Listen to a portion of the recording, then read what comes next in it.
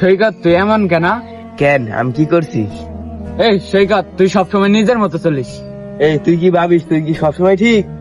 যা, তোর সাথে আর কথা নেই। তোর সাথেও আমার কোনো কথা নেই।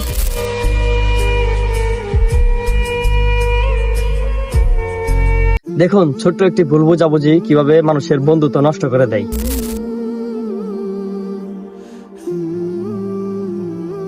কি সীমান্ত, কি হয়েছে তোমাদের? কি সৈকত, দুজনে রাগ করে হয়েছো কে?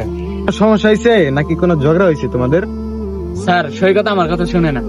স্যার, সীমন্ত আগে শুরু করছে। তোমাদেরকে একটা প্রশ্ন করি, ঠিক আছে?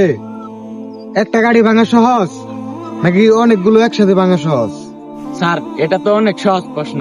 একটা কাঠি অনেক সহজে ভাঙা যায়, অনেকগুলো কাঠি ভাঙা কঠিন। ঠিক তাই, একা মানুষ দুর্বল, কিন্তু একসাথে থাকলে অনেক শক্তিশালী। ইসলাম আমাদের একসাথে থাকা শিখায়, ঝগড়া নয়। বন্ধু, এখন আমারে মাফ করে দে। না বন্ধু, আমিও ভুল করছি।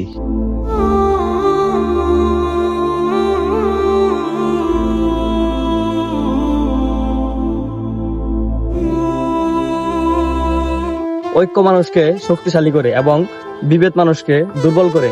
চলুন আমরা মিলেমিশে একসাথে থাকি, এটাই আমাদের ইসলামের শিক্ষা।